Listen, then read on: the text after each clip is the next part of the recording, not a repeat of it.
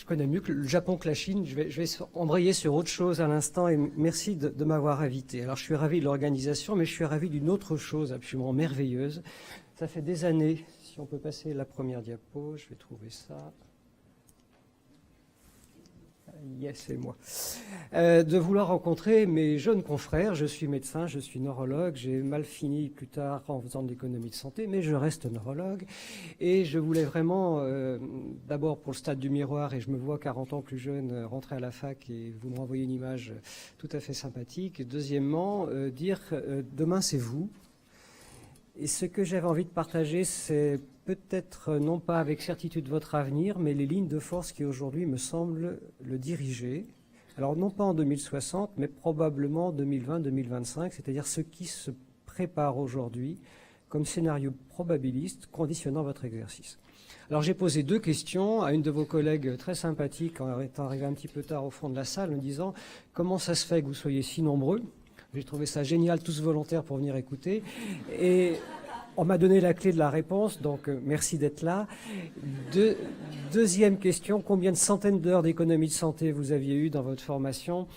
Et un certain silence est venu en réponse à ma question, donc l'incongruité impose de retirer la question. Et pour autant, sans tout basculer dans un consumérisme ou un mercantilisme de la santé dont fort heureusement je me sens éloigné, vous êtes des agents économiques. Et dans les quelques pistes, et je fais très attention à l'heure, votre hypoglycémie, bien sûr m'importe, mais aussi vos questions m'intéressent. Je ne suis pas venu vous apprendre des choses, je suis venu écouter vos questions. Je voudrais qu'on arrive petit à petit à vous informer que votre décision médicale, vous êtes tous devenus des hyper spécialistes. Merci de votre formation, vous allez faire un métier génial, vous allez être au service des gens, vous allez avoir une fonction de soignant. Parfait. Deuxièmement, ce que vous ne savez peut-être pas encore suffisamment, ce n'est pas une prétention de ma part de vous le dire, c'est que vous êtes devenus, de fait, en tant que prescripteur, accompagnant, filière de soins potentiels à vous ou en collaboration, des agents économiques, et qu'il vous faut intégrer aussi, pas forcément qu'une pression, mais des éléments de régulation économique qui vont s'imposer à vous, mais dans la justesse de votre exercice. Et c'est ce que je veux partager avec vous. Alors, en clair, c'est votre carte. Je sais que la carte, ce n'est pas le territoire. Et les quelques mots-clés qui vont me servir, je vais passer rapidement les diapos. N'oubliez pas la dernière, il y a une photo de vous à la fin. Vous êtes dans un système ouvert. Ça, c'est crucial pour moi. Qu'est-ce qui va nous différencier, vous et moi, par les cheveux blancs? C'est la notion que, de plus en plus, l'information circule, la mobilité des personnes, des acteurs se majore, et que vous allez avoir à faire face dans votre carrière à des évolutions de vos métiers encore plus nombreuses que celles que l'on a connues. Préparez-vous à changer, ne résistez pas contre, acceptez l'innovation, anticipez-la si possible, mais intégrez-la dans votre raisonnement. Moi, je voyage en Europe, je m'occupe des hôpitaux privés européens à Bruxelles, en interaction avec un certain nombre de tutelles. Et la meilleure réunion que j'ai faite, c'est il y a 2 ans en Allemagne sur le développement personnel du médecin. Alors je ne dis pas ça pour vous flatter, mais vous êtes une denrée rare. Tout le monde a besoin de vous. Vous êtes bien formé, j'en doute pas une seule seconde. Vous avez donc une valeur ajoutée. Cette valeur ajoutée, ça va devoir dire demain, exerçons au mieux de nos compétences, au mieux d'un système bien régulé, mais en faisant reconnaître justement cette qualité d'exercice pour laquelle on est préparé. Mais si possible, bénéficions aussi de ce système ouvert qui s'offre à nous. Alors, j'aime pas le mot de délégation de tâches, c'est pas ça, c'est la répartition des objectifs pour que, aussi bien sur le plan pratique, avec de nouveaux professionnels de santé, de nouveaux outils de communication, la mobilité, le e-health bien sûr, mais aussi des perspectives économiques équilibrées et ajustées, vous puissiez exercer au mieux votre mission. Choisissez vos cibles, déterminez-vous par rapport à ces objectifs. Vous êtes dans un monde que je trouve génial. Alors, dans ce cas-là, moi, je suis un mutant, qui est un monde évolutif. Je m'excuse d'une formule qui est un peu flatteuse, mais je pense sincèrement, chaque génération est une nouvelle civilisation. Votre civilisation du soin est en train de changer. Adaptez-vous, tirez-en le plaisir et la qualité de votre exercice.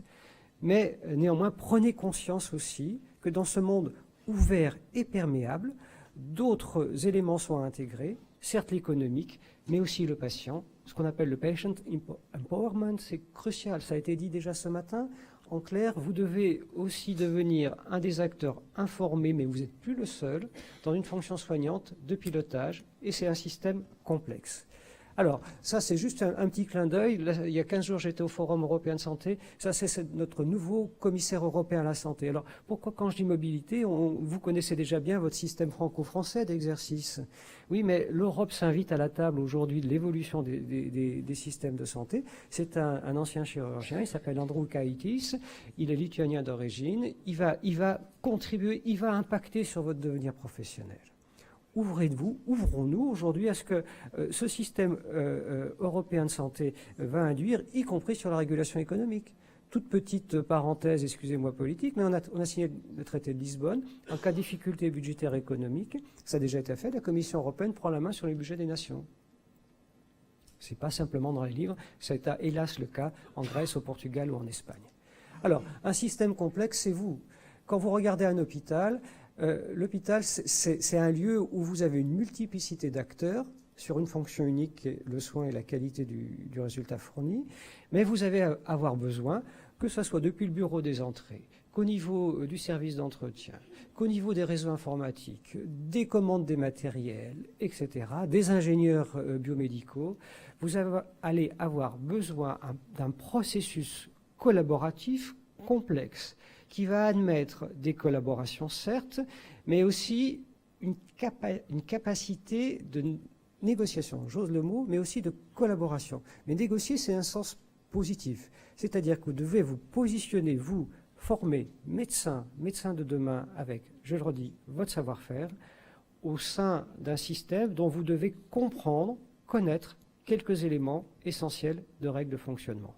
L'économique s'invite à la table, formez-vous, prenez des connaissances sur ces sujets-là pour être un accompagnant de ce système et pas une victime. Pourquoi? Tous nos enjeux. L'Europe, c'est un isolat quand on le regarde de l'extérieur. On a la chance d'avoir une protection sociale. Le débat, c'est la soutenabilité. Ça a été dit ce matin. Aujourd'hui, on a hérité d'un système qui doit évoluer sous une contrainte, certes, mais qui est un avantage. Cet avantage mérite protection. Il faut qu'on l'accompagne, il faut qu'on participe, et la fonction soignante fait partie de la protection sociale. Mais, puisqu'on parle de société, là encore, dans toutes mes balades, entre guillemets, au niveau européen, super sujet, un jour, avec l'OMS, on présente une session, et l'intitulé de la dernière session s'appelle « Pour un soin parfait ». Génial, j'y vais, je vais apprendre des choses, c'est ce qu'il me fallait. Et l'interlocuteur, avec une certaine finesse, dit, voilà, premier constat, il y a trop de lits dans le Inner London, trop de lits d'hôpitaux. Bon, grand silence. On fait quoi après? On ne fait rien. Alors, je ne suis pas là à faire la critique de la régulation hospitalière, surtout pas française. Je parle aujourd'hui, on a tous les mêmes problèmes. Il faut qu'on fasse évoluer un système de santé dédié aux soins, avec un historique, et qu'on le fasse de façon progressive et intelligente.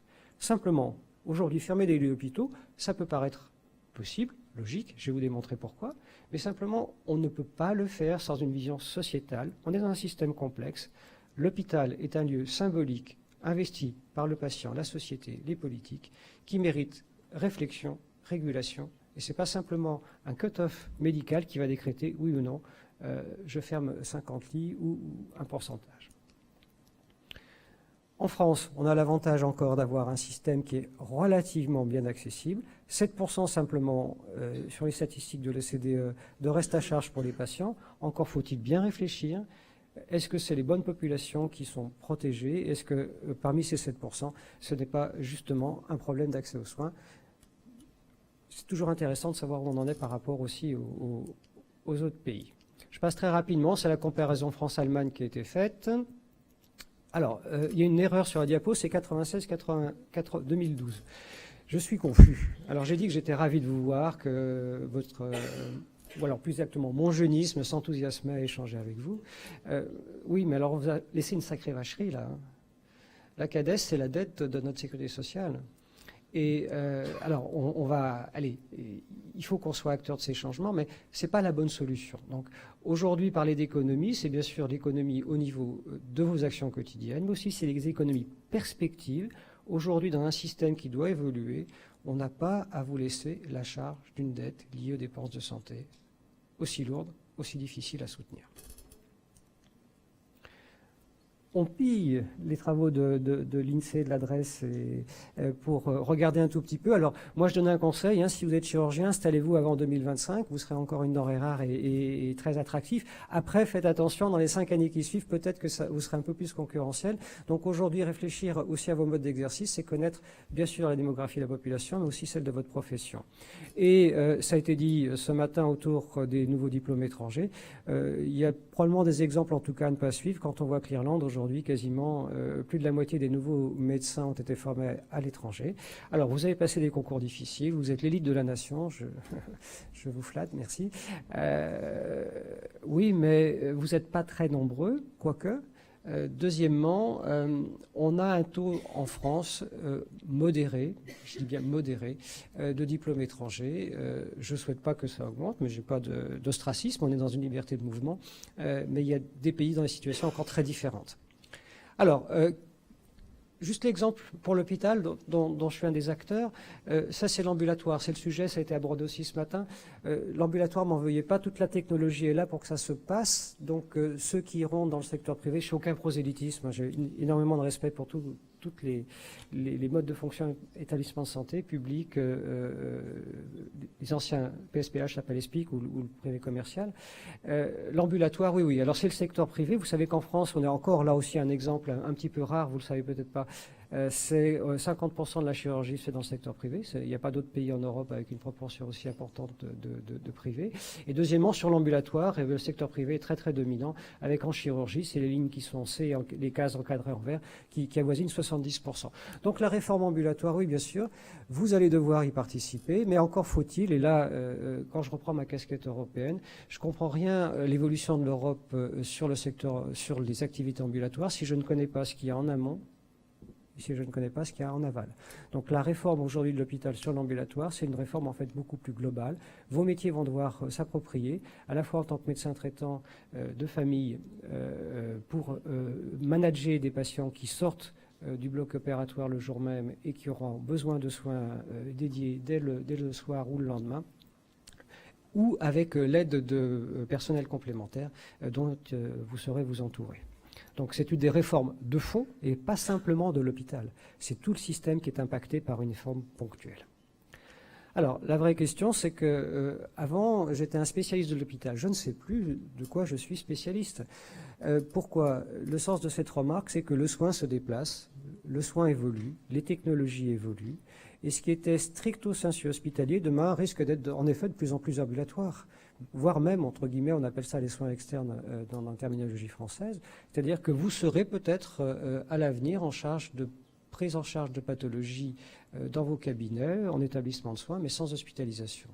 Donc, le patient n'est pas un patient hospitalisé ou un patient ambulatoire, c'est le même patient sur une trajectoire de soins. Donc, toutes les réflexions qu'on a à mener, vous et nous maintenant, c'est sur la projection de comment accompagner ces trajectoires de soins. Je suis bloqué sur cette diapo que je ne voulais pas, mais je continue. Alors, deux vrais sujets, et après je vais m'arrêter. C'est aujourd'hui comment faire évoluer les systèmes de financement. Alors, très simple, le principe, c'est la qualité. Aujourd'hui, le tout quantitatif, ça a été déjà dit ce matin aussi, a ses limites. Donc, participer à ces évolutions des indicateurs. Moi, je suis à fond pour la métrologie. Mesurez, choisissez vos indicateurs qualité. Actuellement, on est en pleine négociation au niveau français sur le programme IFAC, incitation financière à la qualité. C'est des bonnes réformes, il faut savoir s'y impliquer. Proposez, nous, en tant que professionnels de santé, nos idées, être à la table pour choisir mieux indicateurs. Puis deuxièmement, c'est vrai, c'est qu'on a besoin de bases de données pour rétrospectivement analyser ce qui s'est passé, mais aussi prospectivement faire des simulations pour voir sur ces trajectoires de soins complexes entre la ville et l'hôpital, comment se positionner de façon positive, à la fois sur la qualité des soins, mais aussi sur le plan économique. En Europe, je participe aussi à la Joint Action sur la Patient Safety, c'est-à-dire vous êtes aujourd'hui, ça fait beaucoup de choses à apprendre, j'en ai conscience, influencé par la régulation du système français, mais il y a aussi des influences fortes européennes qui vont s'imposer à vous, mobilité des professionnels, mobilité des patients, critères qualité à partager et qui sont devenus ubiquitaires. Et je vous souhaite d'aller à plein de réunions professionnelles parce qu'une dernière fois, on vous culpabilise en disant attention, tu as choisi un diurétique à 0,17 € le comprimé par jour, et puis vous allez au RSNA à Chicago et vous voyez des machines, des IRM dans tous les sens, et c'est un congrès génial. Et vous dites oui, mais les progrès de l'imagerie, ça nécessite aussi d'autres investissements. On est des acteurs économiques, qu'on le veuille ou pas, à nous d'être informés pour pouvoir accompagner ces révolutions, ces réformes. En clair, ça a été dit, l'hôpital aujourd'hui est en train de changer, mais il conditionne pas mal de structures de soins. Vous êtes une nouvelle génération. L'empreinte comportementale, c'est-à-dire on va rentrer aussi dans des réflexions qui sont beaucoup plus complexes que la simple évaluation du résultat ponctuel d'un soin. On rentre vraiment dans un système où il faut réfléchir, rentrer dans une perspective d'association avec les patients. Environnemental, votre génération en est friande, vous avez bien raison. En clair, 3 dimensions, l'environnement, l'économique, le social. Je le redis, vous avez été formé à la technique, vous allez vous ouvrir à un monde complémentaire que vous allez devoir investir. Ces dimensions me semblent utiles à rappeler. Et puis ça, c'est vous. Écoutez, bon jump.